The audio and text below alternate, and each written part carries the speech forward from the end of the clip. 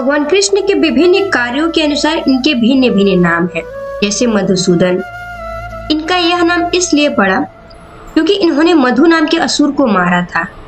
इस राक्षस के कारण देवता और मनुष्य काफी ज्यादा परेशान थे। गोविंद, गौओं और इंद्रियों को आनंद देने के कारण ये गोविंद कहलाए। वासुदेव, वसुदेव के पुत्र होने के कारण इनका नाम वासुदेव है। देवकी नंद, देवकी को माता के रूप में स्वीकार करने के कारण इनका नाम देवकी नंद है। यशोदानंद, वृंदावन में यशोदा के साथ बाल लीलाएं करने के कारण ये यशोदानंद कहलाए।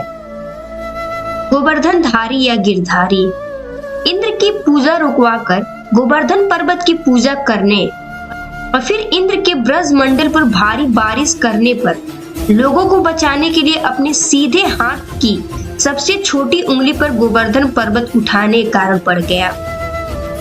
भगवान को दोनों नाम प्रिय है। वृंदावन में गिरधारी और गिरिराजधारी नाम भगवान के लिए काफी प्रयोग किया जाता है।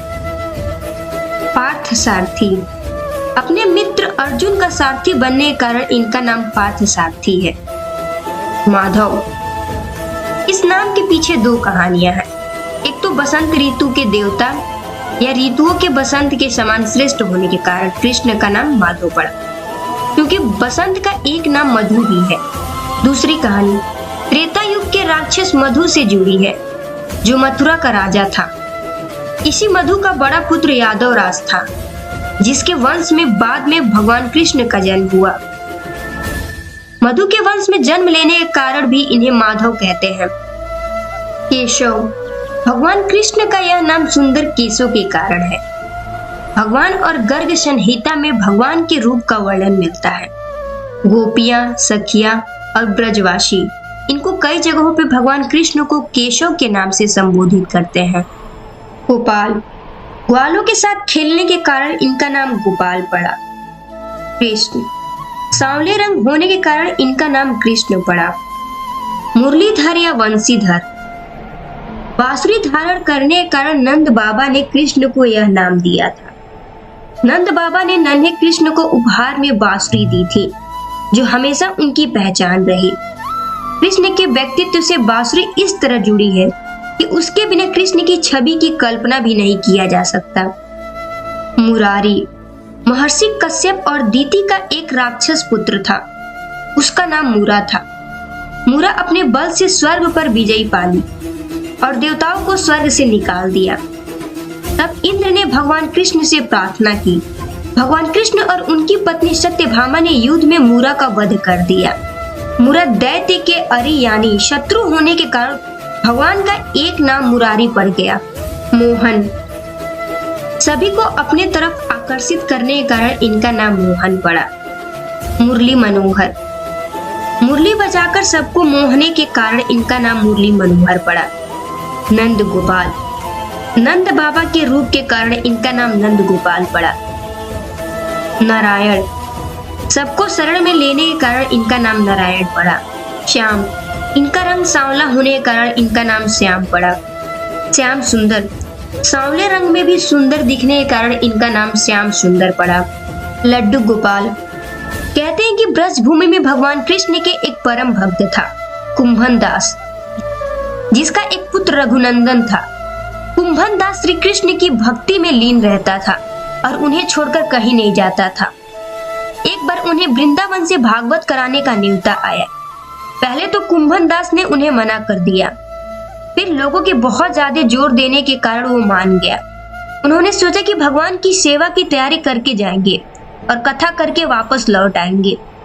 कुंभन दास ने भोग की सारी तैयारियां करके अपने बेटे रघुनंदन को समझा दिया कि ठाकुर जी को भोग लगा देना, और कथा के लिए चले गए। रघुनंदन ने भोजन की थाली ठाकुर जी के आगे रख दी और उसने भोग लगाने का आग्रह किया। उसके बाल मन में छवि थी कि ठाकुर जी अपने हाथ से भोजन करेंगे, लेकिन ऐसा हुआ नहीं। बहुत देर इंतजार करने के बाद जब भोजन की थाली ऐसे ही रखी रही तो रघुनंदन जोर से रोने लगा और पुकारा कि ठाकुर जी आओ और भोग लगाओ। रघुनंदन की इस पुकार के बाद ठाकुर जी बालक का रूप धारण किए और भोजन करने बैठ गए। जब कुंभन दास ने घर आकर रघुनंदन से प्रसाद मांगी तो तो उसने कह दिया कि ठाकुर जी सारा भोजन खा लिया। कुंभन दास को लगा कि बच्चे को भूख लगी होगी तो वो सारा भोजन खा गया होगा, लेकिन अब ये रोजाना होने लगा। तब कुंभन दास को शक हुआ, तो उन्होंने एक दिन लड्डू बनाकर थाली में रख दिया और छुप कर देखने लगे कि रघुनंदन क्या करता है। लड्डू की थाली रघुनंदन ने ठाकुर जी के सामने रख दी। उन्होंने बालक का रूप धारण किया और लड्डू खाने लगे। कुंभन दास ये सब छुप कर देख रहा था। जैसे कि ठाकुर जी बालक के रूप में प्रकट हुए और कुंभन दास भागता हुआ आया और प्रभु के चरणों में गिर गया और प्रभु के चरणों में गिरकर विनती करने लगा। उस समय लड्डू गोपाल के एक हाथों में लड्डू था और दूसरे हाथ का लड्डू मुंह में जाने वाला था, लेकिन इतने में ही वो जड़ हो गए। उसके बाद से ही उनके इस रूप की पूजा की जाती है और उन्हें लड्डू गोपाल कहा जाता है। अच्युत, कृष्ण अपने व्यक्तित्व में अटल और अडिग है।